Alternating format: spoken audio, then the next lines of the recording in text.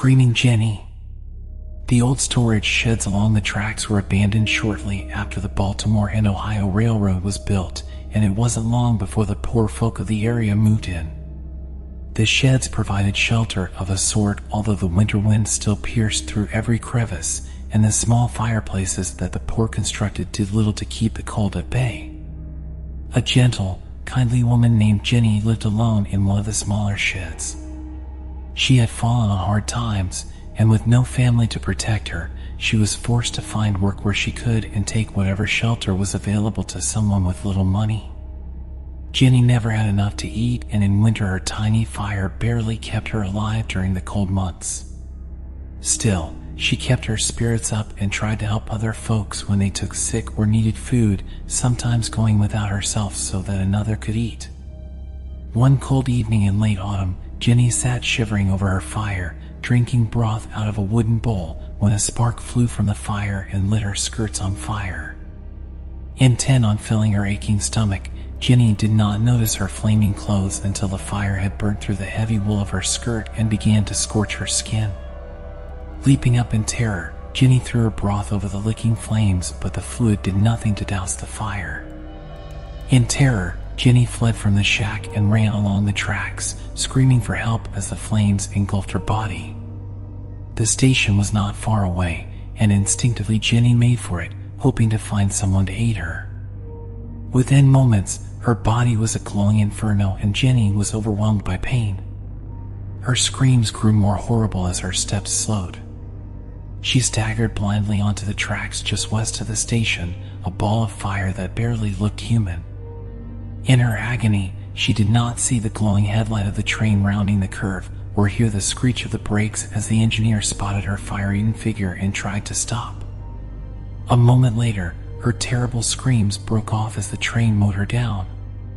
Alerted by the whistle, the crew from the station came running as the engineer halted the train and ran back down the tracks toward poor dead Jenny, who was still burning. The men doused the fire and carried her body back to the station. She was given a pauper's funeral and buried in an unmarked grave in the local churchyard. Within a few days, another poverty-stricken family had moved into her shack, and Jenny was forgotten. Forgotten, that is, until a month later when a train rounding the bend west of the station was confronted by a screaming ball of fire. Too late to stop, the engineer plowed over the glowing figure before he could bring the train to a screeching halt. Leaping from the engine, he ran back down the tracks to search for a mangled, burning body, but there was nothing there. Shaken, he brought his train into the station and reported the incident to the station master. After hearing his tale, the station master remembered poor, dead Jenny and realized that her ghost had returned to haunt the tracks where she had died. To this day, the phantom of Screaming Jenny still appears on the tracks on the anniversary of the day she died. Many an engineer has rounded the curve just west of the station and found himself face to face with the burning ghost of Screaming Jenny as once more she makes her deadly run towards the Harper's Ferry station, seeking in vain for someone to save her. Storm Hag. She lurks below the surface of the lake near Presque Isle, her lithe form forever swimming through the weeds and the mire. Pale and green of skin, her yellow eyes shine luminously in the dark, and her thin long arms wrap themselves around the unwary, while fell green pointed teeth sink into soft flesh and sharp nails at the end of long bony fingers stroke you into the deepest sleep there is. She is called by many names, but to sailors of Lake Erie, she is known as the Storm Hag. The creature is a sea witch, an evil Jenny Greenteeth who summoned the storms and pulled shipwrecked sailors down into her evil embrace to live with her forever at the bottom of the lake. Sometimes she waits until the calm right after the storm to attack.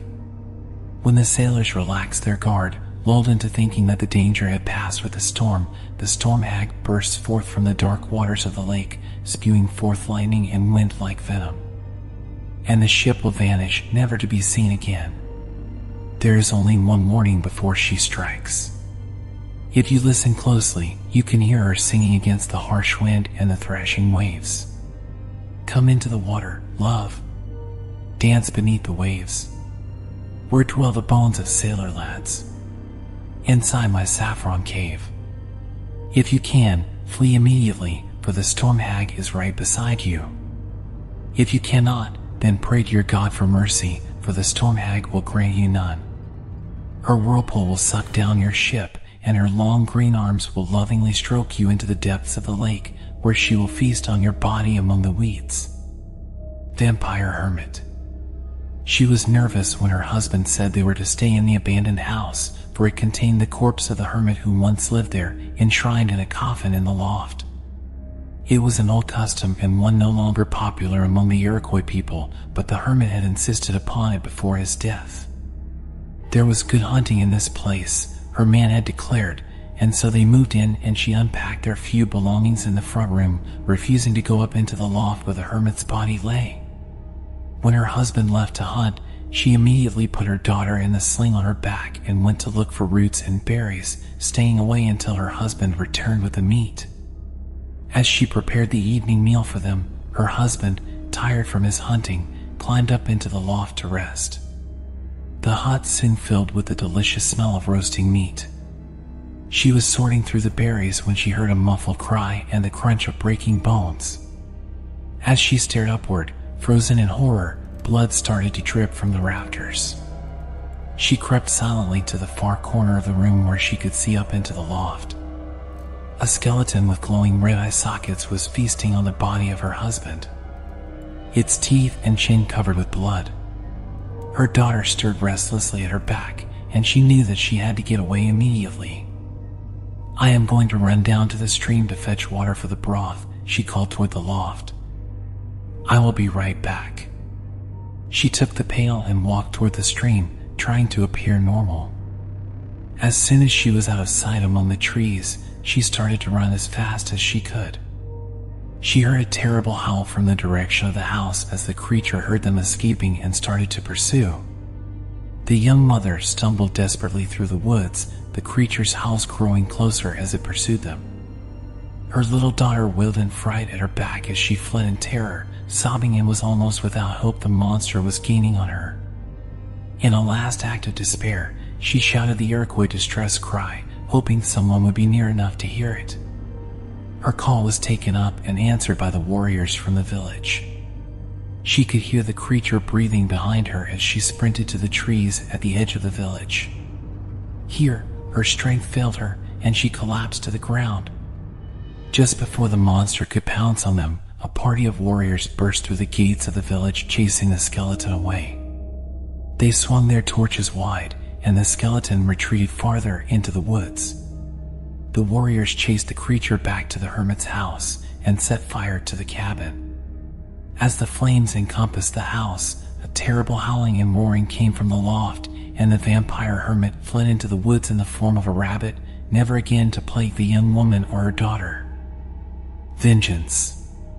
When the samurai warrior Kane first came to California from Tokyo, B brought his new wife, the beautiful Ishi.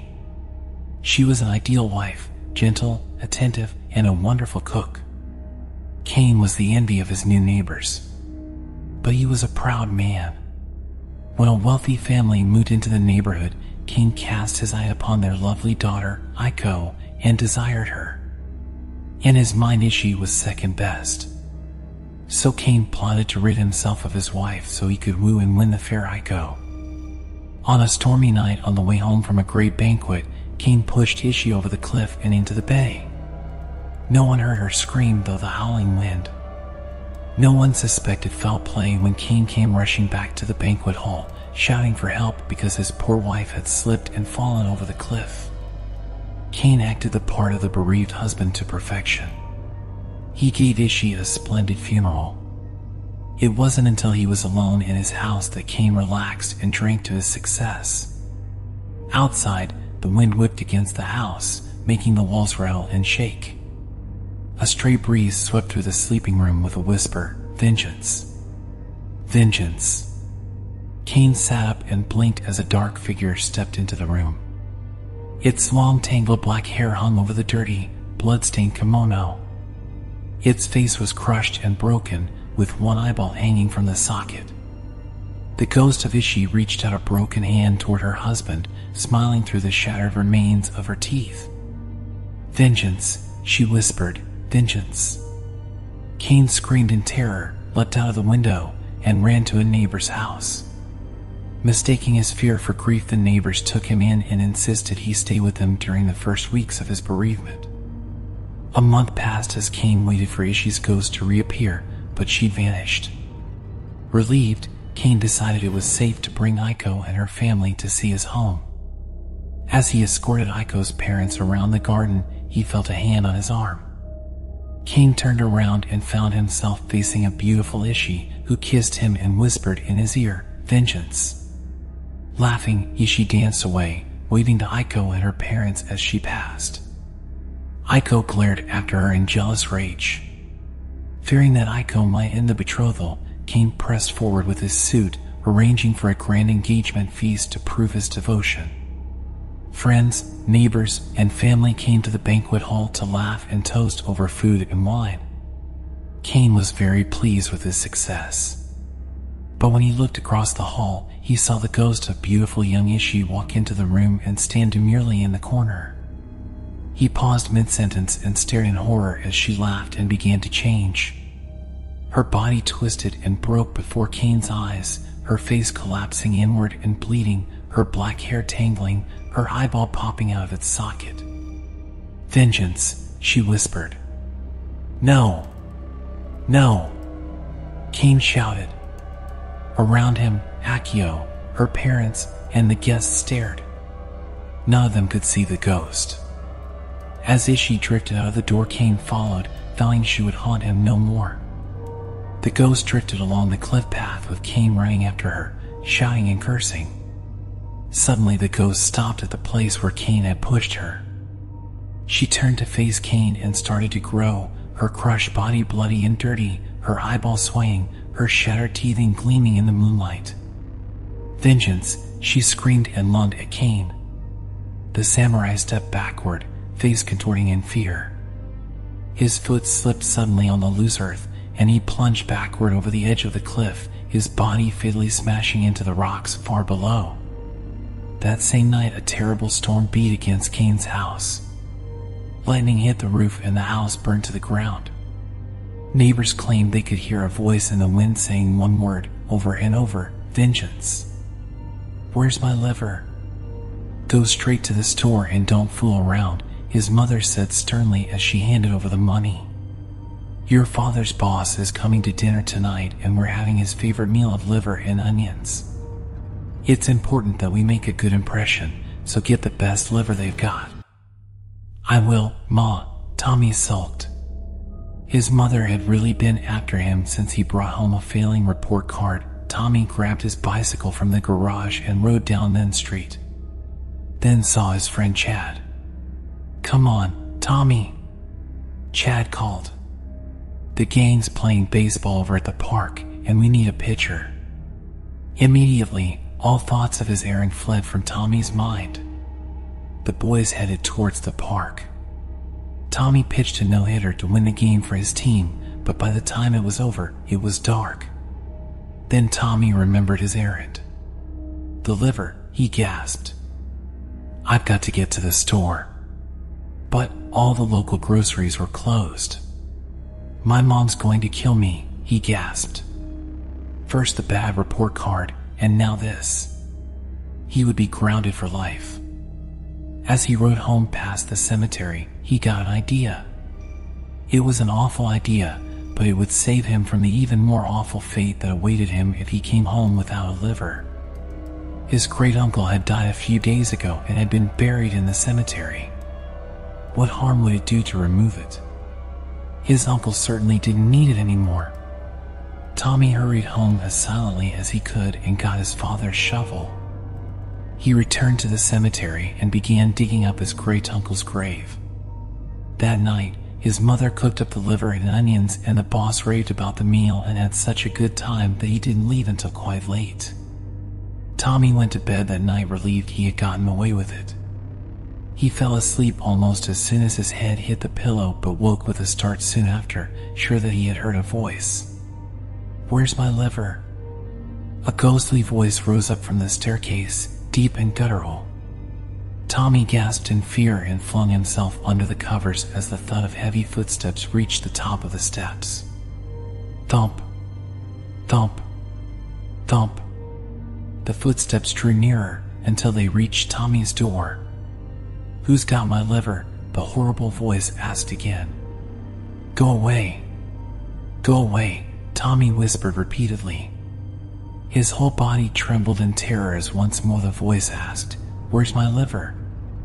Who's got my liver?" Sheer terror made him suddenly bolt. Tommy threw back the covers and found the shriveled white face of his great-uncle right above him. "We ate your liver," he shouted. "I know you did, Tommy," the rotting corpse of his great-uncle said softly, stretching out his bony hands toward the boy's shaking body. Tommy screamed. The next morning, Tommy's parents discovered their son lying dead on top of his bed. His liver had been ripped right out of his body, but the autopsy proved that the boy had already died of fright before his liver was removed. White Lady. In the early 1800s, the White Lady and her daughter were supposed to have lived on the land where the Durand Easement Park part of Irondequoit and Rochester now stands. One day, the daughter disappeared. Convinced that the girl had been raped and murdered by a local farmer, the mother searched the marshy lands day after day, trying to discover where her child's body was buried. She took with her 2 German Shepherd dogs to aid in her search, but she never found a trace of her daughter. Finally, in her grief, the mother threw herself off a cliff into Lake Ontario and died. Her dogs pined for their mistress and shortly joined her in the grave. After death, the mother's spirit returned to continue the search for her child. People say that on foggy nights, the White Lady rises from the small Durand Lake which faces Lake Ontario. She is accompanied by her dogs, and together they roam through the Durand Easement Park, still searching for her missing daughter. The White Lady is not a friendly spirit. She dislikes men and often seeks vengeance against the males visiting the park on her daughter's behalf. There have been reports of the White Lady chasing men into the lake, shaking their cars, and making their lives miserable until they leave the park. She has never touched any females accompanying these unfortunate fellows. White Wolf. She snapped awake out of a deep sleep, screaming aloud in terror. In her nightmare, a large white wolf had been chasing her around and around the house, gaining on her with every step until it finally pounced on her and ripped out her throat. She lay shaking for hours, unable to sleep after such a terrifying dream. But morning finally arrived, and the day was completely normal. Celia forgot all about her dream until the moment her parents reminded her that they would be going out that night to celebrate their anniversary. Celia turned milk white. In her dream, the white wolf had come to kill her while her parents were out celebrating their anniversary. She started shaking and begging them not to go. Her parents were astonished at her behavior and finally shamed her into staying home alone that night. Fearfully, Celia locked herself into the house as soon as her parents left, checking every door and every window.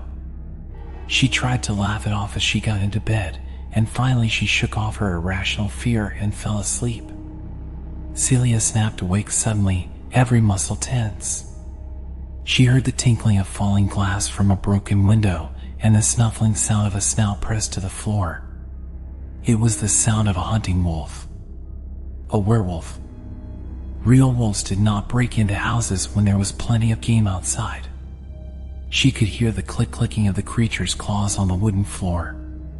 The musky, foul smell of wet animal fur combined with the meaty breath of a carnivore drifted into the room. She could hear the werewolves panting right outside her bedroom. Then her body was out of bed and she sped through the bathroom and down the back stairs. She heard a soft growl and then the sound of animal feet pursuing her as she raced down the steps and tore open the back door. A glance at the window beside her showed a reflection of the werewolf leaping down the last few steps behind her. Celia's feet screamed in protest as she ran painfully across the sharp gravel driveway toward the tool shed with its shovels and baseball bats. Anything she could use as a weapon. But the huge, red-eyed wolf was suddenly between her and the tool shed, stalking toward her. The cold wind pierced her skin as she turned and fled around the side of the house. She gasped as the white wolf howled and took off after her. She could hear the terrifying sound of the creature's pounding feet. Faster, faster, she commanded her legs, panting desperately against the fear choking her. She would run around the house and back down the driveway, she thought with the clarity of sheer horror. She felt the wolf snap at her back leg and felt the sting of teeth. She put on speed. The wolf veered away from her suddenly, and she felt a rush of hope. She couldn't hear the wolf now, couldn't see it in the cloud-darkened night. She kept running around the house, heading back toward the tool shed.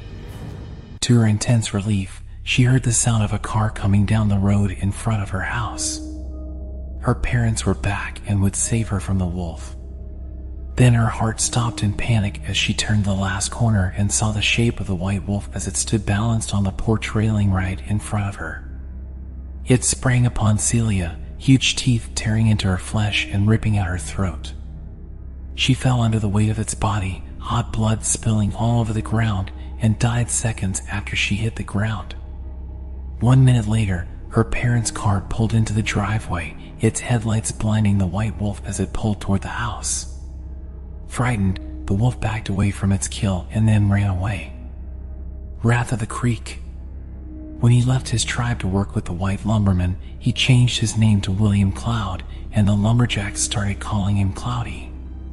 They liked to hear Cloudy tell the story of the wraith that lived in the creek that powered the local log chute. The wraith was an evil creature that desired nothing more than to wrap its long arms around humans or animals and pull them down into the water to drown. It rained heavy and long that spring, and the creek was flooded almost to capacity. One stormy night, the order was given to lower the gate of the chute and send the logs downstream to the mill. The thought of going outside in the storm did not appeal to anyone, and so the men drew straws. Cloudy came up with the short one. He hugged his coat tightly around him as he made his way silently through the pitch-black night toward the log chute. As he released the first pin, he heard a foul hissing sound from beside the floating raft of logs. Cloudy turned his head and saw a grotesque form rising from the swirling stream. Its face was framed by wild, weed-strewn hair, and dark slimy scales covered its loathsome body. Cloudy tugged frantically at the final pin, eager to finish his task and get away. But the pin got stuck halfway out. Suddenly, the creature lunged out of the water. Cloudy leapt back, fleeing up the path toward the cabin. Behind him, the wraith howled. Cloudy increased his speed, running blindly in the darkness. Then the wraith dropped down from the branches of a tree right in front of him, blocking his way. Its yellow eyes glowed, and moonlight glinted against its slimy skin. Its long, thin arms stretched out toward him through the raging storm, claws extended. He gave one loud shout of despair, but the lightning-fast movement of a razor-sharp claw cut off his cry, and the woods were suddenly still again. Back in the cabin, the lumberman waited for Cloudy to return. Then Ethan, Cloudy's good friend, volunteered to go down to the log chute and look for him. Several other loggers decided to join the search. Within 10 minutes, the men were standing next to the gate. They lowered a lantern to the level of the rushing water and peered into the depths. Ethan gave a sudden sharp cry when he spotted the mangled face of Cloudy. The loggers lifted the gate and drew Cloudy up with pike poles. His body had been sliced to ribbons, and his head was almost completely severed. News of the murderous wraith in the creek quickly spread through the lumber camp. A week after Cloudy's death, Ethan was awakened by a strange blue light above his bed. He opened his eyes and found himself gazing into the face of William Cloud. The spirit warned Ethan that the wraith had marked Ethan for its next victim. At daybreak, Ethan packed his belongings and left the camp. On his way out, he confided his story to a few of the lumbermen, and soon word of Cloudy's warning spread throughout the camp. By sundown, it was completely deserted. The log chute fell into disrepair and slowly crumbled away, never to be replaced. The wraith still lurks in the stream, watching for another victim. But it waits in vain, for the ghost of Cloudy appears to anyone foolish enough to wander near the stream, warning them away with terrible groans and piercing screams.